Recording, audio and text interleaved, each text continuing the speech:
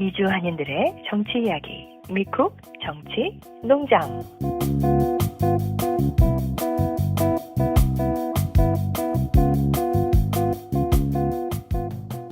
2026년 7월 7일 화요일 미쿡 정치농장 494화입니다. 자, 우리가 그동안 그 가짜 뉴스 얘기 많이 했는데, 이 가짜 뉴스를 하고 그냥 그것에 대해서 속아 넘어가고 뒤에 분통하고 억울한데, 뭐 이것에 대해서 어떻게 규제가 없어서 참, 지난번에 모스탄 이재명 대통령이 뭐 소년원 출신이다 해가면서 없는 사실을 유포했는데, 그것 때문에 이제 미국으로 가려고 하는 것 금지가 됐죠. 출국 금지가 되고, 법원에서 그 가처분 신청도 기각했어요. 그래서 모스탄은 이제 감옥에 가야 됩니다. 일단 가서 조사도 받고 법적인 대응을 해야 돼요. 이런 사람처럼 아무런 뭐 처벌이 없으면은 아무 말이나 막 하고서 뭐 나는 몰랐다든가, 뭐 표현의 자유를 나 억압하고 있구나, 뭐 이런 식으로 오히려 뭐 대한민국 법제계를 우롱하는 그런 사람들도 많이 있어요. 이게 무슨 표현의 자유입니까? 그 남을 비하하고 폄훼하고 하는 게 무슨 표현의 자유예요. 그게 표현의 자유라는 거는 독재 시대에 꼼짝달싹 못하고 총칼 앞에서 자기가 할 말을 못하고 할 때 그때 달라고 하는 것이 표현의 자유지, 지금 아무 말이나 마음껏 하는 이런 상황에서 거짓말도 하고 욕도 하고 남을 조롱하는 말을 하는 것이, 그것이 표현의 자유가 아니에요. 예, 백인 우월주의자가 유색인종 보고 막 욕하는 것, 그거를 표현의 자유라고 얘기하는 것이 이게 무슨 말이 됩니까, 이게? 그건 표현의 자유가 아니고 증오, 혐오하는 거죠. 그런 거는 인륜에 어긋나는 거예요. 그 사람들이 아주 말장난을 하고 있습니다. 예. 역사적 사실을 왜곡하고 남을 미워하고 피해받은 사람을 아주 악마로 둔갑시키는 그런 말들을 하는 거를 마음껏 하게 해달라. 이걸 가지고 표현의 자유라고 지금 이렇게 하고 있습니다. 우리 깨어있는 시민들은 무엇이 잘못된 주장인지, 무엇이 옳은 조치인지 잘 알 수 있어야 하겠습니다. 그 선거 같은 때 진짜 가짜뉴스 퍼뜨려가지고 표를 받고 나서 그 나중에 당선되고 나서 가짜뉴스임이 밝혀지면 그 어떻게 되는 거예요? 유권자들은 다 바보가 되는 거 아닙니까? 자, 이것에 대해서 어떤 모종의 처벌 같은 게 관련 법이 있어야 되는데 그런 게 없었던 것 같아요. 자, 이에 대한 소식을 유저지의 냥이님이 설명해 주시겠습니다. 가짜뉴스 처벌법. 이게 2026년 7월 7일, 오늘이죠? 오늘 처음으로 이 법이 시행이 됐어요. 이 법은 정식 명칭이 정보통신망 이용 촉진 및 정보 보호 등에 관한 법률 개정안이라고 해요. 그래서 이 시행령이 오늘 국회를 통과했고, 그래서 오늘부터 시행이 되거든요. 그래서 가짜 뉴스 처벌법이 한마디로 허위 조작 정보 근절법이라고도 불리거든요. 그러면 이 법이 도대체 뭐를 처벌하는지를 한번 보도록 할게요. 이거 대한민국 기본적으로, 상황이죠? 대한민국의 법률. 네네네. 예. 네.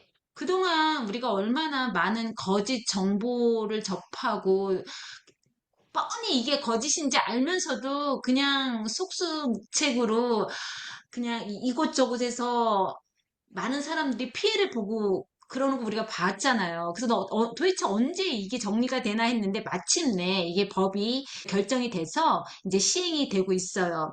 그래서 기본적으로 이 법은요, 두 가지를 포함하고 있는데 하나는 허위 정보하고 조작 정보를 처벌하는 거예요. 허위 정보라는 거는 내용이 전부 또는 일부가 사실이 아닌 걸 말하고요. 조작 정보는 사실처럼 보이도록 변형되거나 편집된 정보를 지금 말을 하고 있어요.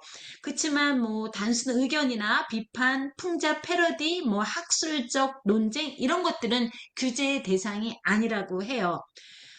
여기 나와 있는 대로 적용 대상은 공개 플랫폼 이용자, 플랫폼 사업자, 유튜버, 인플루언서 등 영향력 있는 정보 게재자, 그리고 적용 공간은 SNS, 블로그, 유튜브, 온라인 커뮤니티, 그리고 오픈 채팅, 일반 카카오톡이나 이런 단체 채팅방 같은 경우는 제외된다고 해요.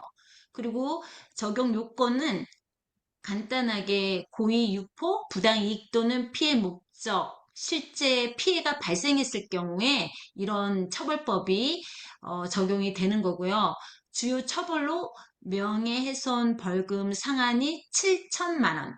그리고 아까 말씀드린 대로 예외 조항이 있어서 의견, 비판, 풍자, 패러디, 그리고 학술 논쟁, 그리고 또 공익 목적일 경우는 그런 보도일 경우는 예라고 해요.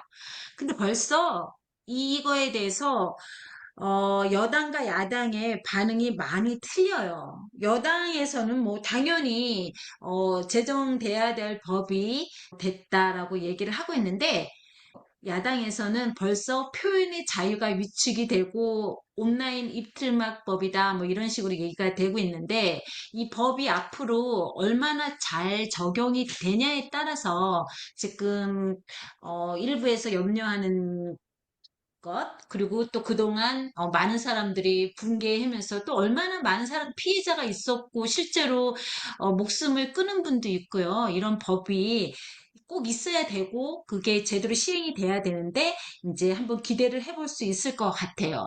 그러면 몇 가지 좀 자세하게 볼게요. 징벌적 손해배상이 어떻게 될 거냐? 최대 5배래요. 이게 허위 조작 정보인 걸 알면서도 고의를 유포해서 타인에게 피해를 줄 경우 실제 손해액의 최대 5배. 역시 금전적인 배상이 가장 큰 효과가 있다라고 생각하기 때문에 되게 잘한 것 같고요. 또 반복 유포 시 과징금이 최대 10억 원까지 발생한대요. 법원에서 맞네. 허위로 확정된 내용이 있는데 만약에 이거를 온라인에서 반복 유통하면 이렇게 최대 10억 원을 가징금으로 부과한답니다. 그리고 명예훼손 형사 처벌도 강화하고요. 이게 허위사실 명예훼손 벌금 상한이 예전에 그러니까 5천만 원에서 7천만 원으로 상향이 됐대요. 그러면 누가 처벌 대상인가를 한번 잠깐 볼게요. 일반 이용자가 있을 수 있는데요. 이거는 고의로, 가실로 허위 조작 정보를 유포 시에 민사 손해배상의 대상이 된다고 하고요. 보통 구독자 10만 명 이상이나 월 평균 조회수 10만회 이상 되는 이런 대형 정보 게재자, 요즘은 유튜버나 인플루언서들이 많이 있잖아요. 그런 사람들이 이런 명예훼손을 했을 때 징벌적 손해배상 또 과징금 대상이 된다고 하고요. 또 언론사들은 징벌적 손해배상하고 또 투명성 보고 의무가 있대요. 이건 앞으로 어떻게 되는지 좀 두고 봐야 되겠지만, 그리고 이런 우리 SNS를 관리하는 그 플랫폼 사업자, 네이버나 카카오나 유튜브 등도 허위 정보가 발견됐을 때는 신고하고 또 조치를 해야 될 의무가 있고 6개월마다 투명성 보고서를 제출해야 된대요. 아까 말씀드린 대로 적용 안 되는 것, 많은 사람들이, 그럼 이제부터 내가 카카오톡이나 이런, 뭐, 텔레그램 방에다가, 뭐, 우리가 무슨 글을 올렸을 때, 뭐, 어떻게 되는 거 아니냐?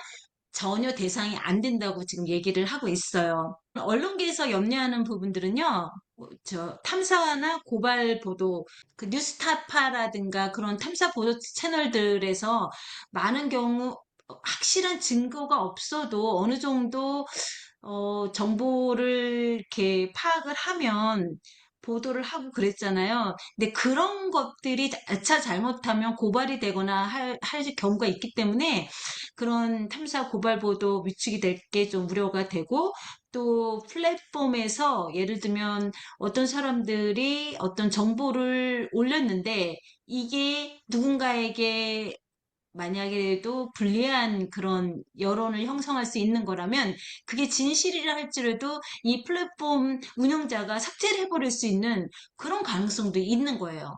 그렇기 때문에 이 법이 도대체 어느 정도까지 잘 운영이 될지는 계속해서 지켜봐야 될 것 같아요. 그러면 실질적으로 어떤 그런 예를 들어볼 수 있을까? 어떤 경우에 실질적으로 이런 법이 적용돼서 처벌을 받을까? 그걸 좀 한번 봤어요. 법무부랑 또 방송미디어통신위원회 그리고 선관위에서 이렇게 제시한 실제 예시라고 하더라고요. 예를 들면 투표 불참 유도 가짜 뉴스 살포 사건. 그러니까 지난번에도 벌써 얘기한 것 같아요. 어디서 막 투표를 하지 말게끔 뭐 SNS에서 국회 해산으로 투표가 무의미하다. 또 뭐 선관위 데이터가 조작됐다. 이런 허위 정보가 유포가 될 경우에는 형사 처벌이 가능하대요. 공직선거법 허위사실 공표죄로 징역 2년, 집행유예 3년. 너무 디테일하게 가면 복잡하니까. 그리고 또 민사로 5천만 원 배상, 그리고 또 행정적인 조치로 뭐 게시물 삭제, 계정 정지, 과태료 1,000만 원 이런 그 처벌을 받을 수 있고요. 또 뭐 선거 관련돼서 선거 해킹 가능성 허위 정보가 확산이 될 경우 뭐 투표 결과 조작 가능 등 여러 가지 이런 반복적인 게시를 하는 사람들이 이미 발생을 했잖아요. 그런데 그런 게 계속해서 발생을 한다면 또 마찬가지로 형사, 민사 그리고 행정적인 처벌을 받을 수 있다고 해요.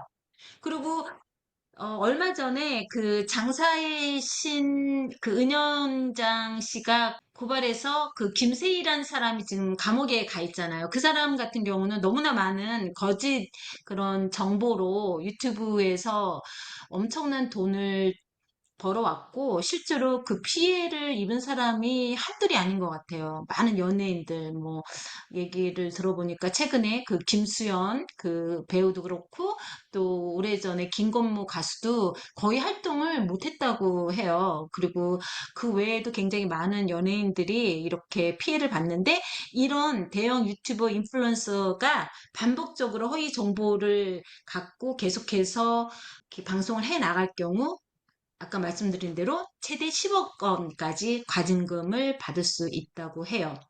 그리고 또 얼마 전에 5.18 민주화 운동 관련돼서 허위 사실이 많이 유포됐잖아요. 이미 예전에 이 5.18 민주화 운동은 북한군과 아무런 관련이 없다라고 분명히 얘기를 했는데도 불구하고 계속해서 그런 가짜 뉴스를 퍼뜨리는 사람들이 지금도 있다고 하더라고요. 최근에 그 배제구 관련해서 올라온 글들 중에도 마치 강주 일고를 조롱하면서 이 5.18은 북한군인데 막 북한군 관련해서 이렇게 옷도 그 사진도 그렇고 하는 것들이 나오는데 이런 경우 이렇게 악의적인 허위 사실을 지속적으로 유포할 경우 이것도 다 처벌 대상이 되고요. 또 요즘 AI가 발달되면서 발생할 수 있는 그 딥페이크 관련된 사건 같은 경우도 다 해당이 될 수 있다라고 해요.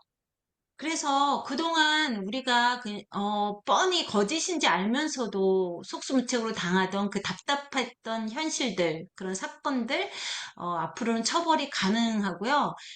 이런 걸 볼 때는 저도 열심히 고발을 하도록 해야겠다는 생각을 해봅니다. 이상입니다. 네.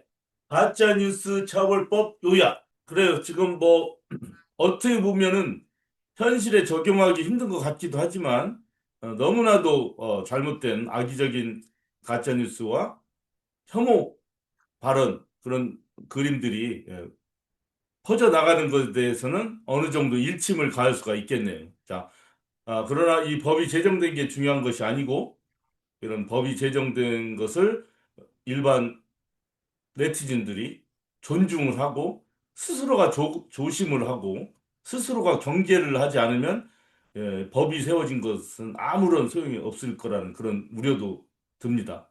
자, 오늘 가짜 뉴스 처벌법, 이 새로 시작된 대한민국의 상황, 뉴저지의 양희님이 설명해 주셨습니다. 고맙습니다. 수고하셨어요.